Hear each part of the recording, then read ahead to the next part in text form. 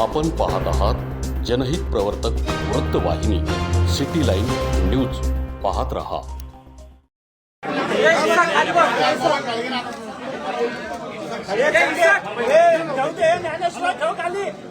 अरे लावत नाही खाली ठेव. लाईट चालू केले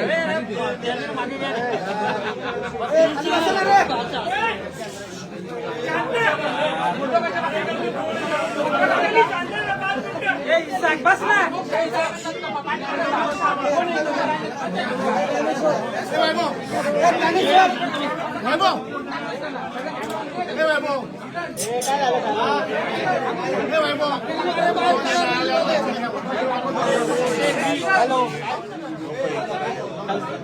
अरे तुझा माझ्या गाडी ते गाडी कॉलेजवर. अरे माझा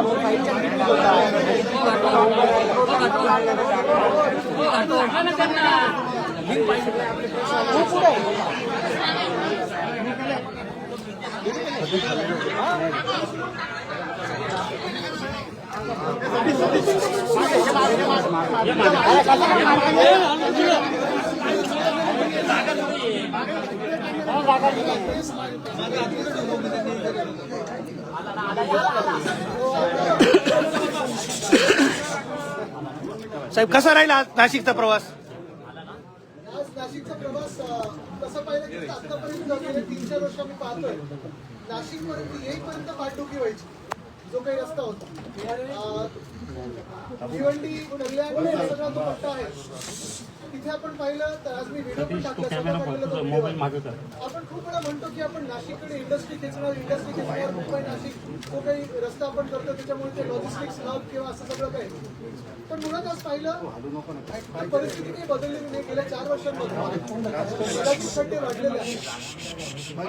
समृद्धीवर आल्यानंतर देखील त्याच्यावर तर समृद्धीवर सुरू झालेले जो रस्ता 4 वर्षापूर्वी 3 वर्षापूर्वी जे रस्ते आम्हाला वाटायचे नाशिकमध्ये चांगले जे डांबरी रस्ते होते 2 लेन असतील पण चांगले रस्ते होते तेही खराब झालेले आहेत. आज अपघात MIDC असेल किंवा इतर सगळे जे लिंक रोड वगैरे आम्ही आलो आज परिस्थिती हीच आहे. सगळ्या नाशिककरांना मला हे विचारायचं आहे की रस्त्याची कामं सुरू झाल्यापासून म्हणजे सगळीकडे जिथे जिथे थांबत होतो कोण ट्रॅफिकमध्ये अडकलेलं कोणी तिथे आजूबाजूचे दुकानदार असतील कोणी रहिवासी असेल कोणी विद्यार्थी असतील हे मला सांगत होते की आधीचे रस्ते सात चांगले होते. 5-6 महिने आम्ही जो काही पाहतोय धुमाकूळ घातलाय कॉन्ट्रॅक्टरनी सगळीकडे एवढा भयानक प्रकार चालू आहे. बरं काल माझी यादी रस्त्याची कुठे कुठे मी जाणार हे सांगितल्यानंतर फटाफट तिथे JCB दिसत आहेत कामं सुरू झालेली आहेत. पण कॉन्क्रीटचे रस्ते देखील बनवत असताना काही लेवल आपण पाहतो काही ठिकाणी एवढी उंचवलेली आहे की ते पाणी जाऊन आजूबाजूच्या घरांमध्ये किंवा इंडस्ट्रीमध्ये साचणारच आहे तुंबणारच आहे. तर ही अशी परिस्थिती आपण नाशिककरांसाठी पाहतोय ह्या भाजपाने करून ठेवलेली आहे. 17 तारखेला संजय राऊत साहेब स्वतःचा मोर्चा काढणार आहेत. हजारो नाशिककरांना मी आवाहन करतोय की आपण या ह्याच्यात मोर्चात सामील व्हा. कुठच्याही पक्षाचे आपण प्रतिनिधी असाल कुठल्याही विचारधारेचे आपण नाशिककर असाल पण मला वाटतं सगळी विचारधारा बाजूला ठेवून नाशिकसाठी सगळ्यांनी एकत्र येणं गरजेचं आहे आणि हे आंदोलन करणं गरजेचं आहे. कारण ही परिस्थिती फार भयानक आहे. ही परिस्थिती अशी राहिली पुढचे 3-4 महिने. आज चाकणची पण बातमी पाहिलेली आहे. नाशिकमधून पण इंडस्ट्री अशीच निघून जाईल आणि नाशिककर देखील स्थलांतरित व्हायला कुठे पाहणार नाही. पण असं किती दिवस आहे बरं हे काम आता आपण पाहतोय मी येणार म्हणून अनेक ठिकाणी काम सुरू झालं पण ह्याच्या आधी आणि नंतर जेव्हा काम परत थोडं बंद होईल किंवा गती कमी होईल आरोग्याचे विषय आहेत स्वच्छतेचे विषय आहेत. डासांचं आपण पाहतोय वाढणार सगळीकडे डेंग्यू मलेरिया हे सगळं कोण पाहणार?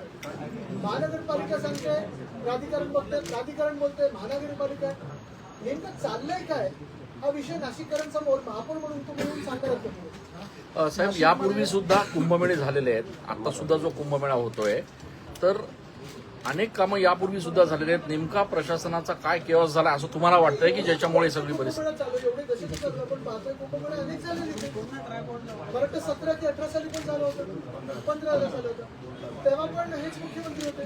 पण आता जे काही त्यांच्या डोळ्यासमोर दिसायला लागलेलं आहे की अयोध्येमध्ये जनता चोरी कशी झाली तशी इथे कुंभमेळ्यामध्ये मला वाटतं किती 35-40 हजार कोटीचे कॉन्ट्रॅक्ट दिलेत कोणाला ते कॉन्ट्रॅक्टचे पैसे कुठे का आता पण मला एक कटिंग पाहिलं या लोकांनी विचारले प्रश्न की जर एवढे कोटी ठराविक कोटी वाटतं 290 कोटी जर दाखवले कुंभमेळ्याचे दिलेले आहेत महापालिका की प्राधिकरण सांगते आम्ही नुसते 102 कोटी पाहिलेले मधले हे पैसे गेले कुठे आणि मग परवाकडे जे मुख्यमंत्र्यांचं मी उत्तर ऐकलं की आम्ही गॅसच्या लाईन टाकतोय म्हणून रस्ते खोदून ठेवले. गॅसच्या लाईनसाठी रस्ते खोदले तेवढे.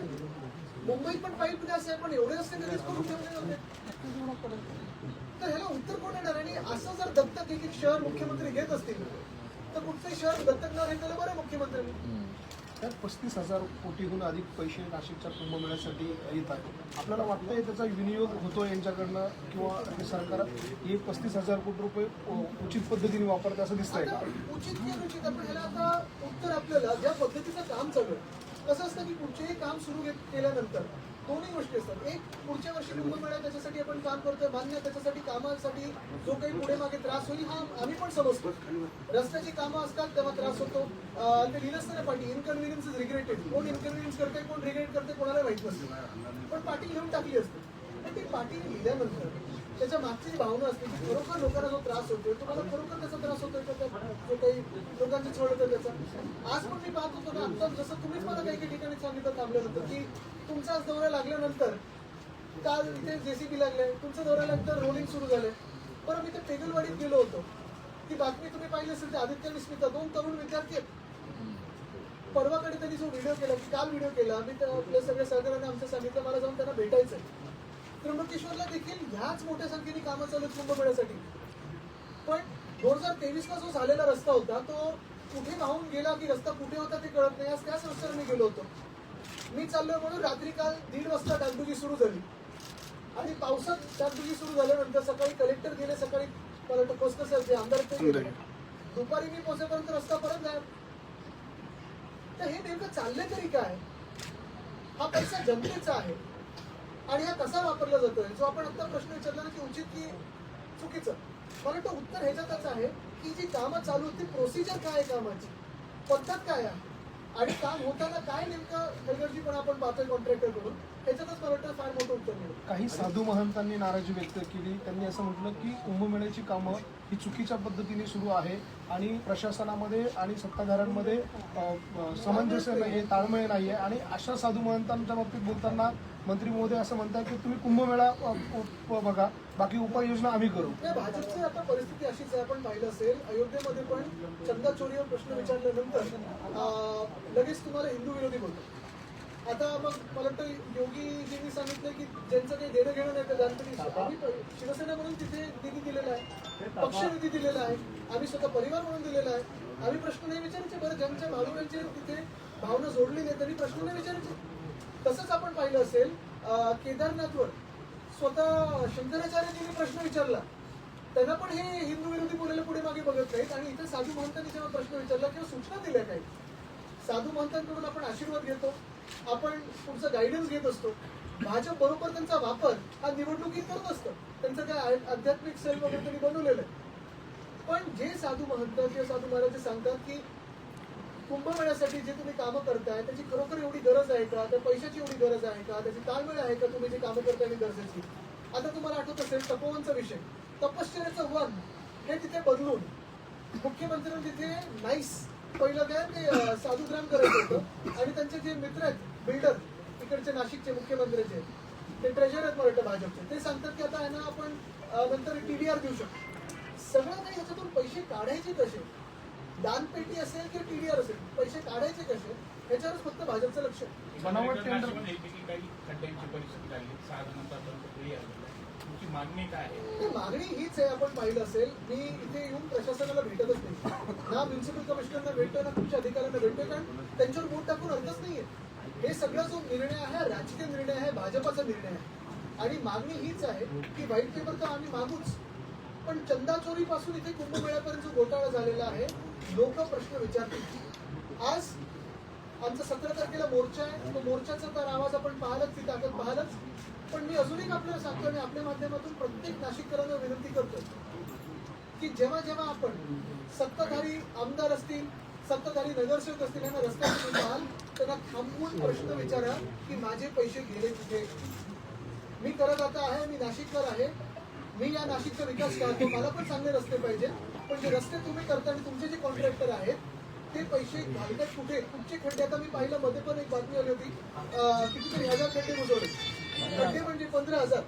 मला वाटतं खड्ड्याचे ते बघतायत ते कॉन्ट्रॅक्टरचे खिशातले खड्डे बघतात, बाकीचे खड्डे बघतात. आदित्य साहेब, एकीकडे विरोधक या सगळ्या मुद्द्यावर आक्रमक आहेत. पालिका आयुक्तांचा दावा आहे की जे रस्ते तयार करतात दर्जेदार आहेत. विरोधकांनी आम्हाला दाखवून द्यावं की कुठला रस्ता निकृष्ट मला दर्जाचा वाटतं पालिका आयुक्तांनी ही रिस्क घेऊ नये, कारण त्यांना अजून त्यांचे जे राजकीय प्रवास आहेत ते कसे ते माहिती नाही. दुसरी गोष्ट मी त्यांना आठवण करून देऊ इच्छितो, जे मी जेव्हा दिल्लीमध्ये जो लाठीचार्ज झाला तेव्हा पण सांगितलं की देशातले वारे पहा आणि मग बोला. तुम्ही सांगत असाल दर्जेदार रस्ते असतील तर आम्हाला ॲफिडेव्हिटवर लिहून द्या की आम्ही दर्जेदार रस्ते देतोय. 1 वर्षानंतर या रस्त्यांचं काय होतं ते बघतो आणि न्यूरमबर्ग ट्रायल्स काय होते हे पण लक्षात ठेवा. सभागृहामध्ये जेव्हा तुमचे नगरसेवक आंदोलन करता, रस्त्यावर उतरतात, त्यावेळेला तुमच्या नगरसेवकांना नोटंकी देखील म्हटलं जातं की नोटंकी करताय आंदोलन म्हणजे अशा आता हेच तुम्ही पाहिलं असेल, दिल्लीमध्ये देखील जे खासदार आहेत पप्पू यादव त्यांनी पण आंदोलन केलं, भगवे कपडे घालून आंदोलन केलं अयोध्येसाठी. त्यांना पण हिंदू विरोधी बोलले. काल पप्पू यादवजींनी साधू महंतांचा मोर्चा प्रधानमंत्र्यांच्या घरी नेला. जिथे जिथे प्रश्न विचारतात ना तेव्हा भाजपला ती नौटंकी वाटते, कारण भाजपची ही प्रथाच आहे की प्रश्न कोणी विचारू नये. भ्रष्टाचार किती केला तर प्रश्न विचारतो. साहेब, कुंभमेळ्याच्या अशी प्रेस कॉन्फरन्स भाजपच्या नेत्यांकडून अपेक्षित आहे.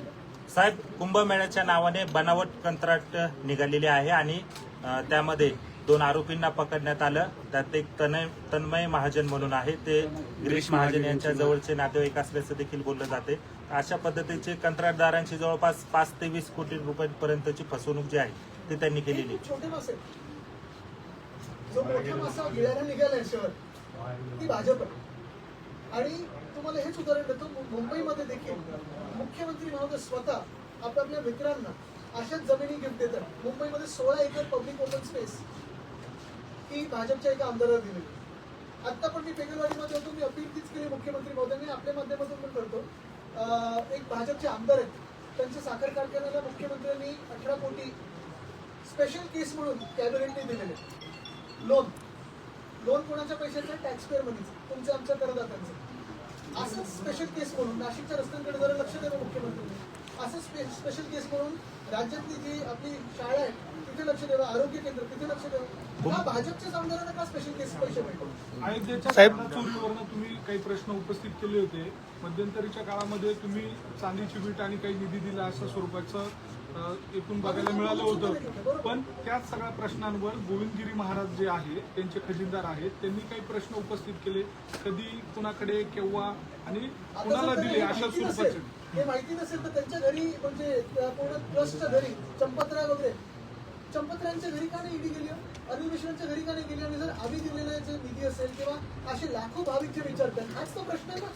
लाखो भाविक जे आहेत ज्यांनी दान केलेलं आहे तेच विचारतात की दान पेटीतला पैसा गेला कुठे?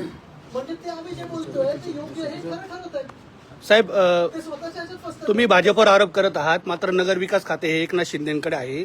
मुंबई असो किंवा संपूर्ण महाराष्ट्रच खाते त्यांच्याकडे आहे. नाशिकला एवढ्या मोठ्या प्रमाणात खड्डे पडले, नाशिक दुर्दशा आली, मात्र ते आले नाही. त्यावर काय प्रतिक्रिया? विकास खातं ज्यांच्याकडे आहे एकनाथ मुंडे, ते कोणाच्या आशीर्वादात जगतात? मंत्रिपद कोणामुळे मिळालं? भाजपमुळे मिळालं. मुळात पक्ष तोडण्यापासून सगळं काही जे आहे हा प्रकार भाजपने केलेला आहे. आणि निंदेबद्दल आम्ही बोलतच असतो. पण आता ज्या मुख्यमंत्र्यांनी हे शहर दत्तक घेतलं सांगितलं होतं, काय मेट्रो नियो देणार होते आणि काय काय देणार होते. आज रस्ते बघायला मिळत नाहीत, आपल्याला मेट्रो देणार होते 10 वर्षापूर्वी. 10 वर्ष झालीच ना त्या निवडणुकीला, 9 वर्ष तर झाली.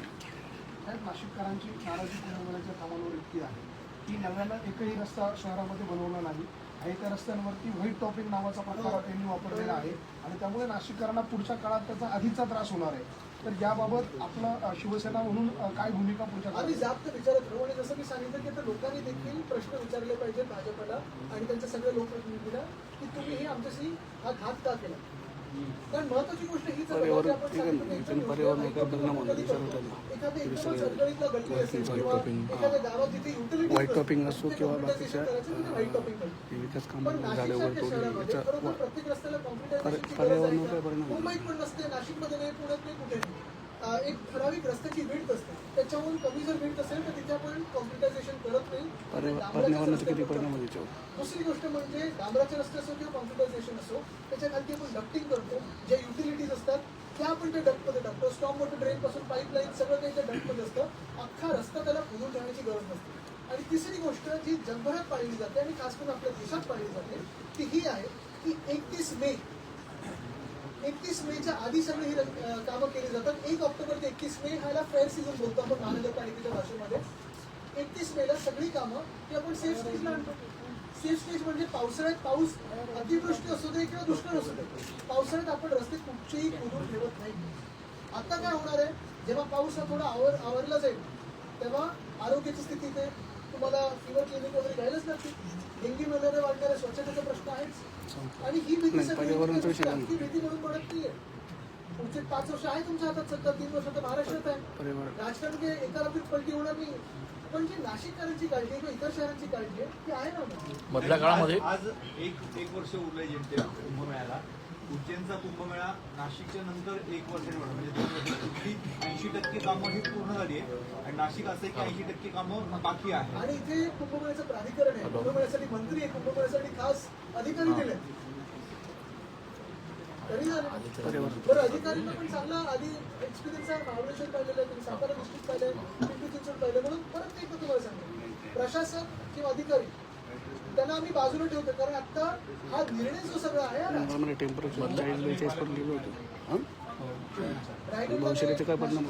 झेंडावंदनसाठी ते देतात, पण बाकी काळजीच नाही. त्यांना सगळं काय भांडण चाललंय की गाडी बंगला सगळं. आता मला इकडचं माहिती आहे, पण मुंबईमध्ये महापौरांना नवीन गाडी पाहिजे होती का, तर पाठदुखी होते. उपमहापौरांना बंगला पाहिजे होता का, तर घरावरनं ऑफिसला यायला वेळ लागतो. मग आमदारांचा निधी असतो 5 कोटी, महापौरांच्या बंगल्यावर डागडुजी 5 कोटीची होणार. आम्ही आंदोलन केल्यानंतर त्यांना मागे केलं नव्हतं. पण लास्ट त्यांच्या बाजूला ठेवून सगळा हा कारभार चाललेला आहे. त्यांना आम्ही जाब विचारतो. वृक्षतोडीवर आता सर्वोच्च न्यायालयामध्ये सुनावणी सुरू आहे. आज सुनावणी पार असते. काय आशा वृक्षतोडीवर खरं तर आता जरी स्टे असला, मात्र या वृक्षतोडी जे झाडं तोडतायत त्याच्यावर सध्या जरी स्टे असला, मात्र येत्या काळामध्ये ती झाडं तुटतील अशी शक्यता आहे. त्याच्यामुळे पर्यावरणावर काय परिणाम होऊ शकतो नाशिकमध्ये? बघा, एक महत्वाची गोष्ट जी आपल्याला पाहायलाच लागेल की नाशिकचं जे पर्यावरण आहे, आपल्याला आठवत असेल मी पर्यावरण मंत्री असताना आमच्याच एका व्यक्तीने एक झाड कापायचं ठरवलं होतं, अनेक झाडं कापायची ठरवली होती. तिथे मी स्वतः येऊन ती नोटीस काढली होती. सगळे काही आपण रस्ते जे बनवतो किंवा रोड वाईडनिंग करतो किंवा कुठच्याही विकासाचा प्रोजेक्ट म्हणतो, हा शाश्वत विकास झाला पाहिजे. पर्यावरण आणि शहर हे दोन्ही एकत्र वाढलं पाहिजे किंवा जपलं गेलं पाहिजे. जे आहे ते गमवून विकास होऊ शकत नाही. कुठचंही जागतिक शहर तुम्ही पहा, आता तुम्ही लंडन जरी गुगल केलं, जे काही पर्यटक तिथे जायचे आता थोडे विस्तृत होत आहेत. कारण तिकडची सगळी जी काही लॉन्स आहेत, मोठे मोठे उद्यान आहेत, ती सुकलेली आहेत वातावरणीय बदलामुळे. आपण हाच विचार केला पाहिजे की पाऊस त्याच्यावर किती अवलंबून राहतो आपण पाण्यासाठी, झाडं त्याच्यामुळे टेम्परेचर किती कमी होतं. आणि मुख्य गोष्ट हीच आहे की विकास करत असताना शाश्वत विकास करा ना. काही ठिकाणी जिथे तुम्हाला तोडावीच लागतात तिथे ट्रान्सप्लांट करू शकता तुम्ही, पण तपोवनसारखी जागा आहे किंवा अनेक ठिकाणी नाशिकमध्ये तिथे आता रहदारी तेवढी नाहीये, पॅरेलल रस्ता तुमचा बनतोय, तेवढी रहदारी वाढणार नाहीये. ती झाडं आणि ते पर्यावरण का कापून तुम्हाला काय म्हणतो. याबरोबरच सध्या महाराष्ट्रामध्ये SIRचा मुद्दा चांगलाच जास्तोय. कुठल्याही निवडणुका नाहीयेत, नगरपालिकेच्या आहेत, तरी एवढी घाई का होते? कारण जवळपास 18% लोकांचा आतापर्यंत प्रक्रिया ही पूर्ण झाल्याचा कळत आहे. काय वाटतं? मला वाटतं एक निश्चितपणे मी एकच चांगली गोष्ट याच्यात आहे की अजून निवडणुकीला 2-2.5 वर्ष असताना SIR आपला असता होतो. मी काल पण अपील केले व्हिडिओच्या माध्यमातून आणि आपल्या सर्वांना देखील अपील करीन, आपल्या माध्यमातून लोकांना अपील करीन. पहिली गोष्ट म्हणजे SIR हा 17 तारखेपर्यंतच आहे. 17 पर्यंत त्याच्या आधी म्हणजे आता हा उद्या परवाचा जो शनिवार रविवार आहे, अजूनपर्यंत जर आपल्या घरोघरी BLO आणि BLA आले नसतील तर आपण सोशल मीडियावर व्यक्त व्हा आणि इलेक्शन कमिशनला एक्सपोज करा. दुसरी गोष्ट म्हणजे काही लोकांनी घर शिफ्ट केलं असेल किंवा दुसरीकडे गेले असतील, आपण ऑनलाईन जाऊन तुमचा फॉर्म हा भरणं गरजेचं आहे. आणि तिसरी गोष्ट म्हणजे ही यंत्रणा पूर्ण करणं गरजेचं आहे. कोणालाही तुम्ही मतदान करत असाल पण SIR मध्ये तुमचं नाव येणं गरजेचं आहे. एन्युमरेटर्स तुमच्या घरी आले नसतील तर व्यक्त व्हा. प्रकाश राज नावच सापडत नाही. म्हणजे पश्चिम बंगालचं आपण बघितलं तसं महाराष्ट्रामध्ये होण्याची भीती खुद्द राज ठाकरेंनी पण नक्कीच आहे. आणि म्हणून आम्ही पूर्ण यंत्रणा ती लावलेली आहे. आता ह्या 17 तारखेनंतर डिलिटिव्हची पण जेव्हा यादी आपल्याला आठवत असेल मध्यंतरी मी येऊन गेलो एकदा फक्त आमचे BLA नेमणुकांसाठी, बाकी कुठचाही विषय नव्हता. कारण मतदानाचा अधिकार हा सगळ्यात महत्वाचा आहे आणि कोणीची दुर्गरिता कामात नाही. म्हणून आम्ही त्याच्यासाठी लढतो. मी परत एकदा पहिला टप्पा म्हणून आपल्या सर्वांना अपील करत आहे, जर तुमच्या घरी एन्युमरेटर्स आले नसतील आणि तुम्ही त्या फॉर्मवर सही केली नसेल तर पहिली गोष्ट म्हणजे सोशल मीडियाच्या माध्यमातून व्यक्त व्हा, राजकीय प्रश्न लोकांना आणि इलेक्शन कमिशनला प्रश्न विचारा. दुसरी गोष्ट म्हणजे ऑनलाईन लिंकमधून पहिलं तुमचं दिनाच्या माध्यमातून जे काही ते करून जे लोक सोशल मीडियाच्या माध्यमातून भाजपवर व्यक्त झाले त्यांचे नाव SIR मधनं उडू लागलेले आहेत. प्रकाश राज यांचं सुद्धा नाव SIR मधनं उडलेलं आहे. त्यांनी सोशल मीडियावर तशी खंत व्यक्त केली, मात्र त्याच प्रकाश राज यांनी निवडणूक सुद्धा लढवली होती. नक्कीच ना. आणि कितीतरी लोक असे आपल्याला आठवत असेल बंगाल आणि बिहारमध्ये देखील लाखो लोकांना वंचित ठेवलं होतं आणि ह्याच्यासाठीच आम्ही जी आता प्रक्रिया आणि जो काही इथे जोर लावलेला आहे त्याच्यानंतर पुढचा टप्पा येईल जी डिलीटेड मतदार किंवा नॉट फाउंड मतदार असेल त्याच्यासाठी पण सर्वच राजकीय पक्षांनी खास करून विरोधी पक्षांनी अलर्ट राहणं गरजेचं आहे. कारण ह्या माध्यमातून तुम्ही जे एन्युमरेट झाले नसतील मतदार त्यांना या प्रोसेसमध्ये घेऊ शकतो. धक्कादायक बाब समोर आलेली आहे. राज्यामध्ये आदिवासी आश्रम शाळेमध्ये गेल्या 2 वर्षात 350 विद्यार्थ्यांचं मृत्यू झाले. सर्पदंश गळफास खास करून गडचिरोली या जिल्ह्यातून आपण पाहिलं असेल परवाची बातमी होती. गेले दोन्ही म्हणजे घटनाबाह्य मुख्यमंत्री आणि आत्ताचे मुख्यमंत्री हे त्या जिल्ह्याचे सातत्याने पालकमंत्री व्हायला उत्सुक असतात. पालकमंत्री तुम्ही ज्या जिल्ह्याचे आहे त्या सर्पदंशाने आपण पाहतोय लहान मुलं मुली बिचारे मृत्यू पावतोय. पण पुढे काय तिथे तुम्ही मोठ्या माईन्स उघडताय, तिथे तुम्ही टायगर कॉरिडॉर्स बंद करताय, तिथे तुम्ही जी जंगलात ती छाटून टाकताय, तिथे मुलांची काय प्रतिक्रिया बेसिक गोष्टी करू शकतो. तर म्हणून आता परत एकदा आपल्या सर्वांच्याच माध्यमातून जी जनता जागृत झाली आज खास करून मी कौतुक त्या लहान मुलीचं स्मिता आहे ती वर्गातले जे आहेत पेगलवाडीतले त्यांचं कौतुक करायला आलो. परवा कर्जतमधले जी मुलं मुली होते विद्यार्थी होते त्यांचं कौतुक केलं. आणि आज मी परत आपल्या सर्वांना आपल्या मीडियाच्या माध्यमातून हीच विनंती करेन की नाशिकमध्ये जी काही एकंदर आपण पाहतोय जो काही गोंधळ उडालेला आहे सिव्हिक सर्व्हिसेसचा, पाण्याचा प्रश्न बिकट आहेच. अनेक ठिकाणी रस्ते जिथे खोदलेले आहेत तिथे लाईन काढलेले आहेत, स्ट्रीट पोल्स काढलेले आहेत आणि रस्त्याचे जे खड्डे आहेत. आम्ही आज दौरा करतोय, परवा मोर्चा म्हणून थोडं जोर लावलेले कॉन्ट्रॅक्टर्सनी. पण जिथे जिथे काम बंद असेल तिथे जाब विचारा, सोडू नका. खानपानावरून मोठे वाद जे आहेत ते मुंबईत बघायला मिळत आहेत. ताडदेवमध्ये एक अशी घटना घडली की नॉनव्हेज खाणाऱ्यांना बिल्डिंगमध्ये कुठलाही फ्लॅट देणार नाही अशी दादागिरी नारेरावी बिल्डरने केली. बघा, व्हेज नॉनव्हेजचा जो विषय आहे हा आम्ही अनेकदा बोलून झालेला आहे की भाजपची सत्ता आल्यानंतरच ही दादागिरी सुरू झालेली आहे. इथे पण आपण सगळे कोणीतरी व्हेज असेल कोणीतरी नॉनव्हेज असेल पण जे कोणी काय खातं बाजूला पण बसून खातो आपण, त्याला काही कोणाला प्रॉब्लेम नसतो, ही महाराष्ट्राची संस्कृती नव्हती. पण हा जो कोणी बिल्डर असेल त्याची ओसी रद्द करणं ही मुख्यमंत्र्यांची जबाबदारी आहे. नाहीतर आपल्याला कळतील की मुख्यमंत्री महाराष्ट्र विरोधी आणि मराठी विरोधी. आपण महापालिकेमध्ये आहात, खरं तर आपल्या पक्षाचा विरोधी पक्षनेता इथे असणं आवश्यक होतं. मात्र महापालिकेच्या निवडणूक होऊन अनेक दिवस झाले. विरोधी पक्षनेता ते आता बघतात तिथे दिल्लीमध्ये राहुलजी आणि खरगेजी कसे लढत आहेत आणि म्हणून विधानसभेत असेल विधान परिषद असेल किंवा इथे द्यायला घाबरतात. पण विधान पक्ष नेता पद नसताना देखील आमचे सगळे कसे लढतात तुम्ही पाहताय. राजकीयमध्ये नांदेडमध्ये गोळीबार कधी झालं सर आपली काय झालं थोडी माहिती घेऊन मला बोलायला लागेल. हिंदी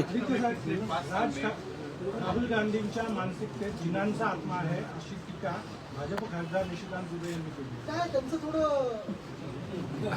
ते जसं बोलतात चेकिंग करणं गरजेचं आहे. कारण काय झालंय एक तर ते पहिलं महाराष्ट्र विरोधी, त्याच्यानंतर तुम्ही जे काही स्टेटमेंट्स पाहता ते पाहताच आहेत आणि मदत ते जनतेच्या पण विरोधात बोलले होते ज्या दिवशी धर्मेंद्र प्रधाननी राजीनामा दिला.